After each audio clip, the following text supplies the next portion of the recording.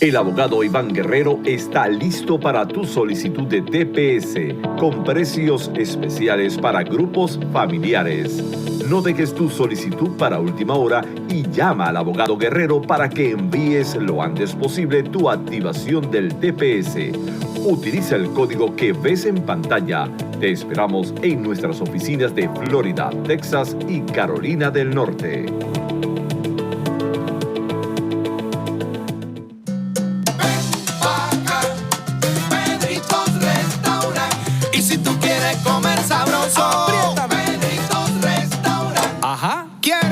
Parrillita o una arepita, se te hizo agua la boquita y los bollitos con esa sopita, qué rico. ¿Qué? Pedritos Restaurant, el sabor de nuestra tierra pura sabrosura. Pedritos Restaurant, ven pa' que Pedrito y prueba que todo es una ricura. Pedritos Restaurant. Quiero hablarles del más poderoso calmante del dolor y la inflamación crónica 100% natural, Simax, compuesto por cúrcuma, extracto de hojas de olivo, romero y semillas de uva. Potentes desinflamatorios y antioxidantes que combaten los radicales libres y el envejecimiento. Entra a paleolf.com y usa el código FACTOR para tu descuento y recibirás esta taza licuadora para mezclar tu Simax. Y recuerda, Simax es protección total contra todo tipo de virus.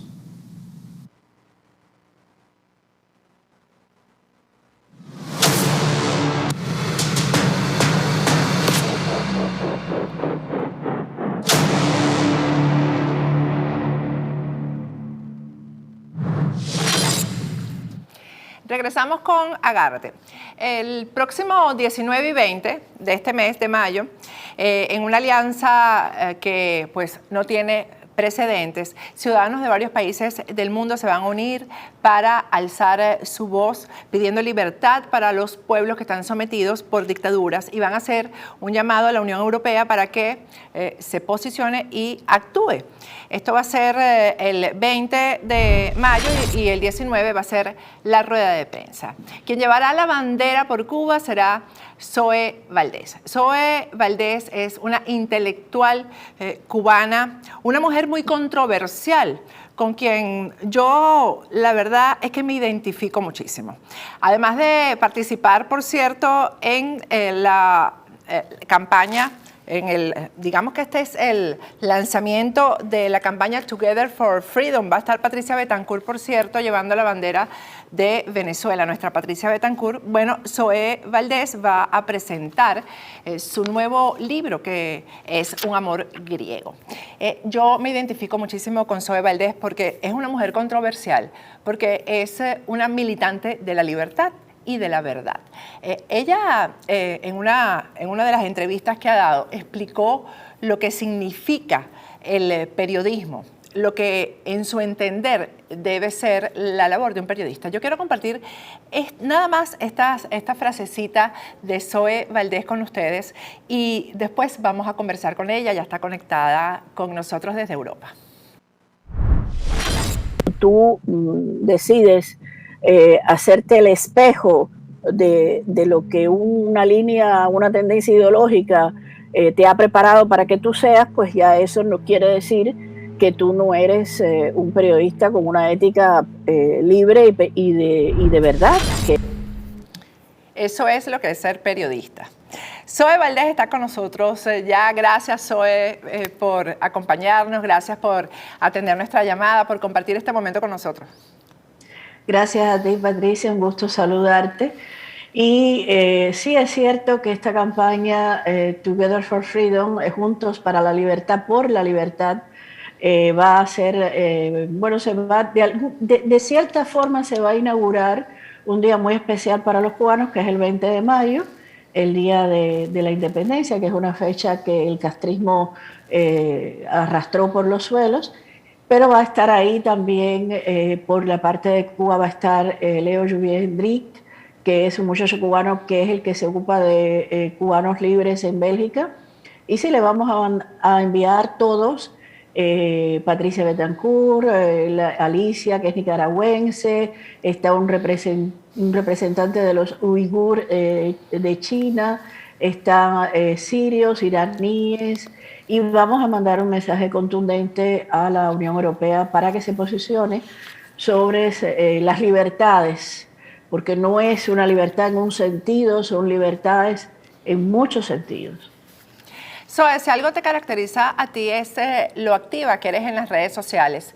Yo creo que es porque has entendido la importancia de las redes sociales en la lucha por la libertad, ¿no?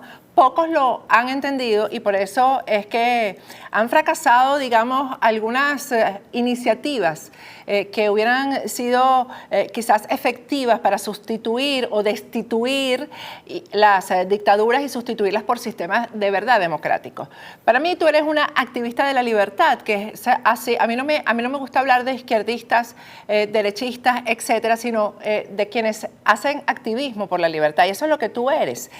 Yo quisiera hacerte una pregunta que me imagino tiene muchísimas respuestas o digamos es demasiado profunda a lo mejor para responderla en 10 minutos, pero Cuba y Venezuela en relación a lo que ha sido la oposición en ambos países, ¿en qué se han equivocado? Bueno, Patricia, figúrate, date cuenta que Cuba lleva 62 años en este pirindingueo, como decimos nosotros, y en 62 años ha habido muchas equivocaciones, pero los que más se han equivocado con Cuba no han sido exclusivamente los cubanos, ha sido el mundo entero. El mundo entero fue sordo durante mucho tiempo, muchos años, a lo que ocurría dentro de Cuba. Nos dieron las espaldas, cerraron los ojos, fueron cómplices y además estuvimos muy solos. De esa soledad ustedes ya llevan 2 décadas, más de 2 décadas conociéndola. Una soledad porque la izquierda se especializa en esquinar, en aislar a las personas que padecen dictaduras de izquierda, pues se levantan su voz y tratan de ser escuchados, que es lo principal, ¿no? ¿Qué se ha equivocado la oposición? La oposición se ha equivocado en no tener ahora mismo un proyecto claro. No tiene que ser un proyecto conjunto, pueden ser varios proyectos, pero proyectos reales de libertad. No proyectos de estar haciéndole el jueguito a la tiranía, de estar haciéndole el jueguito a la izquierda internacional, de estarle haciendo el jueguito, porque yo, tal como has dicho, yo estoy por la libertad, pero la izquierda no es la libertad. Eso lo tenemos muy claro. La izquierda no significa la libertad, y mucho menos ahora en que tenemos pruebas contundentes, muy ciertas de lo que pasó en Estados Unidos, lo que está pasando en España, lo que está pasando en Argentina, lo que está pasando, bueno, en Venezuela ya lo sabemos, Cuba desde hace todo el tiempo que sabemos, pero en los más recientes quiero decir, ¿no? O sea que yo pienso que lo que hay que tener es proyectos, verdaderos proyectos hacia la libertad desde la claridad, la transparencia y la verdad. Porque yo siempre cito a José Martí, gran pensador cubano y universal: el que nada quiere para sí dirá siempre la verdad. Yo creo que esa es la frase que describe todo, ¿no? Es cuando se lucha por el colectivo o se lucha por los intereses individuales. Yo creo que eso hace la diferencia. Y la verdad, entonces, pasa a tomar un papel que es sumamente controversial, porque hay quienes no quieren de ninguna manera escuchar la verdad, Zoe. Y a eso te has enfrentado tú, a personas que saben que estás diciendo la verdad, pero no les gusta que la digas. Yo me he enfrentado antes de que existieran las redes sociales, tú también, tú lo sabes. O sea, nosotros somos ya decanas en esto, ¿no?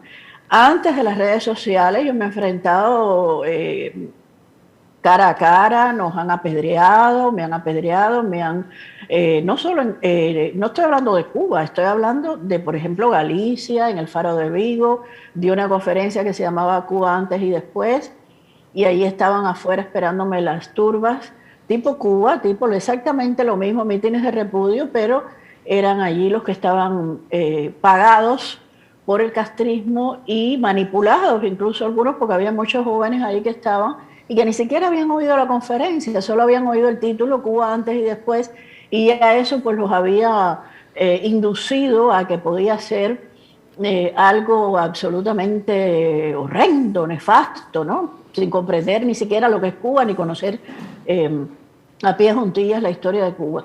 O sea que esto lo sabemos, yo conozco muy bien esto, de estar en una feria del libro, que me quiten el sonido, que yo no pueda hablar, que en una mesa en la que esté yo sola invitada, de momento me pongan gente de Cuba para entonces que contrarresten lo que yo estoy diciendo, y en el momento que voy a hablar, pues el micrófono se corta. O sea, todo lo que ya sabemos que hacen los cómplices del castrismo, porque no son solo los castristas, los cómplices del castrismo en el mundo entero. En las redes sociales es todavía menos riesgoso directamente, físicamente, pero es igual también de desastroso, porque a la larga lo que hacen es imponer un discurso que es el discurso del terror. Y el discurso del terror es la única ideología que ellos tienen para enfrentar las ideas. Ese es el problema de las redes sociales. Pero también nos vamos habituando, vamos jugándole cabeza, nos vamos buscando otras soluciones. Yo he abierto un periódico, Sobe Post, sí, que es un periódico que ahí invito a escribir. Estás invitada, por supuesto, a todo el que quiera decir lo que piensa contra las tiranías, las dictaduras de izquierda. Y uno tiene que buscarse sus resquicios, porque nada se nos da. Luchar contra la tiranía castrista ha sido siempre muy difícil. La más grande prueba, esos hombres expedicionarios de Bahía de Cochinos, que este año se cumple el 60 aniversario de esa gran traición que le hicieron los Estados Unidos de Norteamérica a estos cubanos, que fueron no solo a defender la libertad, a defender su patria. ¿Te imaginas si ellos hubieran conseguido verdaderamente el triunfo? ¿Cuántos países se hubieran ahorrado ese sufrimiento que estamos padeciendo todos los que han sido penetrados por el castrocomunismo? Ahora, ¿qué te hace a ti seguir en la lucha? Porque, bueno, me ocurre a mí, a veces provoca decir, ya, yo estoy en libertad, porque vivo en un país que me respeta, que respeta mi derecho a la libertad de expresión, etcétera. ¿Qué te impulsa a seguir a pesar de los contratiempos que te ha traído decir la verdad? La memoria de mi madre y mi padre, la memoria de mis padres muertos en el exilio, el futuro de mi hija, porque mi hija nació en Cuba, yo la pude sacar, logré sacar a mi hija de Cuba con 1 año y 2 meses, fue difícil, y yo quisiera que ella volviera a Cuba, ese es su país, que ella conociera. Ella no conoce su país como debiera conocerlo, y ese sueño pues es lo que me mueve. Y luego está también el sueño de una gran cantidad de cubanos que han muerto en el exilio, esperando, y no esperando ahí cansados ni fatigados, no, haciendo cada día de sus vidas cosas para que Cuba sea libre. Y, por supuesto, hombres como Osvaldo Zapata Tamayo, Osvaldo Payá, Harold Cepero, que fueron asesinados. Todo eso se mezcla, todo eso se convierte en una especie de hervor dentro de mí. Y yo siempre he tenido, desde muy joven, incluso discusiones fuertes con personas que yo misma en aquella época no quería irme de Cuba. Yo decía, hay que cambiar las cosas desde dentro. Es también algo que nos ha hecho, que ha ralentizado mucho todo. Y sin embargo, hoy me doy cuenta que el papel que jugamos es muy importante, quizás tan importante como el papel que juegan los que están dentro, porque nosotros somos un impulso, somos primero los que realmente conocemos la libertad y los que hemos puesto en marcha también dentro de la libertad proyectos de libertad, y eso es muy importante que podamos transmitirlo a las personas que no han podido hacerlo, que no lo conocen. El problema con Cuba es ese. El problema con Cuba es que toda esa gente que vive, una gran parte de esa oposición que ha inventado el castrismo, porque el castrismo se ha inventado con Raúl Castro su propia oposición, como en la época de Lenin con Félix Dzerzhinsky, pues esta gente se piensa que le puedan dar lecciones a uno, y eso es muy complicado, eso es muy eso traba mucho, porque en lugar de oírnos, en lugar de entender lo que no se debiera hacer, lo que a estas alturas ya es como una especie de letanía, pues siguen ahí en esa letanía porque yo no sé qué es lo que puede, yo no sé si es que ese fatum del ombliguismo cubano puede ser también una de los fallos grandes, ¿no? Esa pregunta te la iba a hacer. Esa letanía, digamos, estrategias fallidas, eso terminando en estrategia fallida, ¿eso es una mala praxis, por decirlo de alguna manera, o es una estrategia para mantenerse en el sistema como oposición, que también es parte del sistema, porque el sistema está compuesto por el régimen y la oposición que ayuda a que permanezca ahí eternamente? Sí, en Cuba ha habido una oposición real, en Cuba ha habido una oposición incluso de tomar las armas. Hace muy poco Leopoldo López dijo que en Cuba había pasado, ya ahí se acabó. Y yo dije, pero ¿qué dice este hombre? ¿Qué sabe este hombre de lo que ha habido en Cuba? En Cuba hubo 7 años en el Escambray de guerrilleros anticastristas que fueron además gente que estuvieron en contra del batistato. Del batistato, lo digo incluso con dolor, ¿no? Porque hoy el batistato, pues por favor, no se puede comparar, ¿no? Pero en el caso de lo que ha sucedido, primero han pasado muchos años, es muy largo ya para los cubanos, la gente se ha cansado y hay una especie de robotismo, de robotización de la sociedad, pero hay también una oposición que lucha bien. Yo pienso siempre en el Movimiento Cristiano Liberación, que son verdaderos ejemplos de lo que es hacer una lucha discreta, calmada dentro de Cuba, sin ese faranduleo, porque ese faranduleo también es muy nocivo. Y luego hay mucho engaño, porque desde luego a esta oposición creada por el castrismo, esta es la que le conviene al castrismo, o sea, la del faranduleo, la rumbantela y todo eso, que nos da una imagen que no es la imagen correcta para poder dialogar con personas que tuvieran un mínimo de proyecto en la cabeza para poder dialogar sobre el futuro de Cuba. Luego, esa oposición, ¿cuál es el problema? Que arrastra con ella, porque como la prensa se enfoca en ella, como la prensa del exilio también comete el error de creer que esa es la vía para caerle bien a Europa o para caerle bien a no sé quién, pues entonces arrastra con ella a algunos que sin embargo han estado comprometidos con la verdad, con la libertad y que tenían otros métodos de lucha. Yo, mira, tengo una anécdota que hacerte muy concreta y muy reciente. Yo acabo de hacer hicimos todos, pero con un movimiento que yo tengo, que es el Movimiento Republicano, el Libertario Martiano Cubano, una carta, un manifiesto de apoyo a Colombia y a Israel. Y yo he pedido a una de las personas más prominentes yo no voy a decir el nombre ahora, porque no lo he consultado con ella, de la oposición en Cuba, que, pues que firme esa carta. Muchos la han firmado, está en Sodepost, y sin embargo, esta señora me dice, no lo puedo hacer porque yo, como que soy amiga de otra gente en Miami que llevan que llevan esta posición farandulera, ¿no? Y además que van siempre a la saga, ¿no? De todo lo que se hace. Y esto es muy, muy peligroso, eso tú lo sabes muy bien, los venezolanos lo han sufrido también. O sea, cuando la oposición real, verdadera, se pone al servicio del espectáculo, del show, de todo lo que en realidad no va a traernos más que problemas. Porque eso mismo fue Fidel Castro en otra época. Fidel Castro era un farandulero, Fidel Castro era un chanchullero que se paraba ahí a hablar mal de los americanos, hablar mal de todo el mundo, a insultar, y todo eso, pues ahora con las nuevas tecnologías, pues se ha puesto, yo creo que peor, ¿no? Yo tuve una conversación, y la comento en casi todos los programas, hace unas 2 semanas, con Hermann Tersch, del partido Vox, y también parlamentario europeo.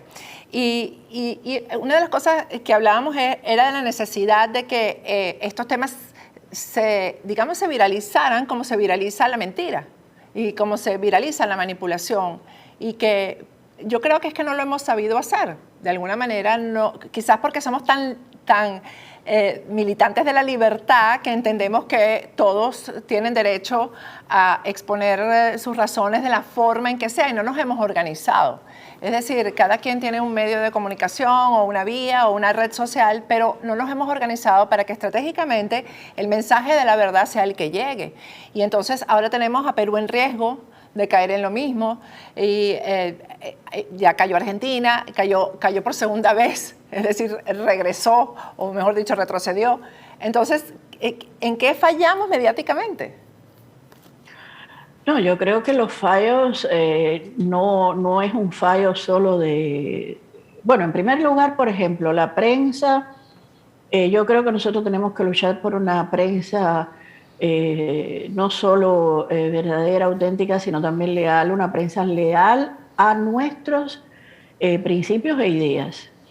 Yo sé que es muy difícil, por ejemplo, yo he tenido, cuando he hecho algunas revistas, proposiciones, y yo he dicho no, y claro, eso me ha llevado a la tumba, porque sabes que esto vive, ¿de qué vive la prensa? Pues de la publicidad, claro, de muchas cosas, ¿no?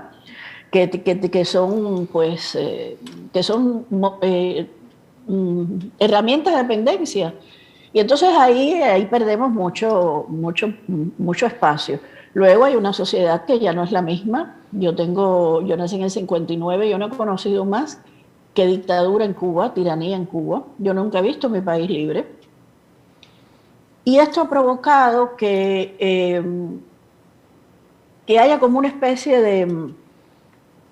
de visión que al mismo tiempo es bueno, porque al momento hueles lo que va a pasar, adivinas, intuyes, pero estás lidiando con gente que no viven de la intuición, que no tienen olfato, son gente de la inmediatez, porque todas estas tecnologías son muy afines a la inmediatez, y la inmediatez es falta de lectura, Entonces es un diálogo que no se va a producir por el momento, porque es una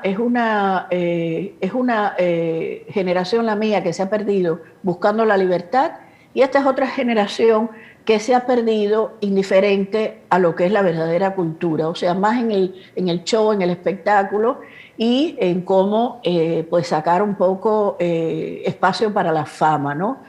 La fama es algo que, por supuesto, le hace mucho daño a la libertad. No lo digo yo, lo ha dicho Vargas Llosa, lo ha escrito libros sobre eso.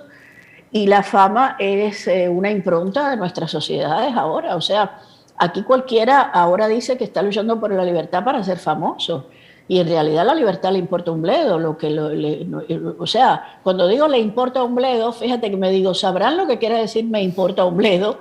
Esa frase, porque es que hay unos niveles muy pedestres, unos niveles muy bajos, de mucha bajeza, en todas estas promocionados por todas estas nuevas tecnologías. Y desde luego tenemos un sistema del que no sé si puedo hablar, porque no sabes si te pueden tumbar el programa, como me han tumbado YouTube a mí, me han desmonetizado el canal, en fin, todo eso, que está a favor de todo eso. A favor. Yo recuerdo que cuando yo fui jurado de Google para dar el premio por la libertad de Google hace ya algunos años, a mí me impusieron periodistas mediáticos. Y yo, señor, usted es el presidente de Google. Lo menos que puede ser un periodista es mediático. El periodista se tiene que esconder detrás de la información, no ponerse con las plumas a coger a luz y foco de la información. Es todo lo contrario. Y sin embargo había una periodista iraní, muchacha que era por la que menos votaron. Yo voté por ella porque ella sí había sido periodista, no bloguera, era la época de los blogueros. Y esta muchacha, que había sido pues detenida no sé cuántas veces, no sé cuántos años la habían condenado, bloguera que decía unas cosas increíbles en Irán, que decir cualquier cosa a una mujer ya sabes lo que significa, con un nivel de cultura además joven, impresionante, conociendo además otras tiranías y otras dictaduras, porque ella se refería a ellas también. Pues sin embargo no les cuadraba a ellos porque, bueno, porque se trataba de Irán, porque no era mediática. O sea, ¿cómo es posible que haya que luchar con esos monstruos que te impongan lo que es mediático o no, lo que es una periodista que sabe, que puede dar la información de una manera ligera, pero que suenan castañuelas por todas partes? Y esa no es la información, eso lo hemos Hay una frase que dijiste ahí en ese programa que yo estaba viendo, que es la inmoralidad frente a la información. Sí, la inmoralidad que tiene muchas caras, pero la principal a mi juicio en estos momentos es cualquiera puede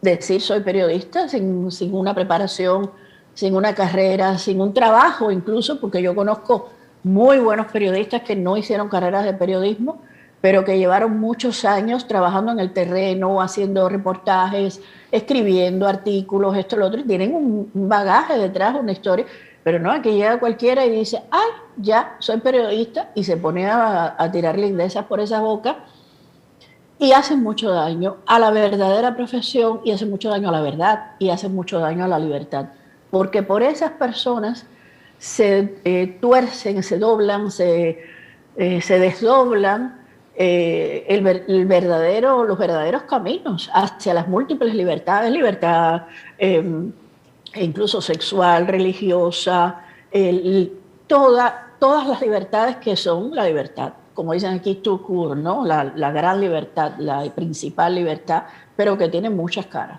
Así es. El libro que vas a presentar ahora en Bélgica, Un amor griego, ¿de qué va? Sí, el libro no es una novela única y exclusivamente del amor de una mujer a un hombre que ella conoce, la deja embarazada y se va de Cuba, no. En los años además en que no había la prostitución que hay ahora, sino que solamente venían los griegos a esa parte de La Habana, pocas mujeres, pero se prostituían con los marinos griegos. Y ese tipo de historia es la historia superficial. La historia profunda es el gran sacrificio que han hecho las mujeres en Cuba, las madres cubanas, separación de sus hijos, hambre, doblegar caracteres, deseos, ansiedades, anhelos, para que sus hijos no sufran por decirlo como lo dice la tiranía misma, por malas influencias o malas actuaciones de sus madres, ¿no? Es un libro sobre la madre cubana, es un libro sobre la valentía de esas madres, es una novela sobre la mujer que toma finalmente a cualquier edad las riendas de su destino en sus manos y decide que va a continuar en el único camino que existe de la vida, que es la vida misma, porque de lo que se trata es de la vida misma, de vivir y vivir en libertad. Y me parece que hacía falta el tema. Yo he conversado con muchas expresas políticas cubanas y resienten mucho que ni siquiera sus hijos las han entendido dentro de su lucha. Así que creo que el libro va a funcionar mucho para eso. Pero ahorita está en francés, no sé si cuándo viene en español.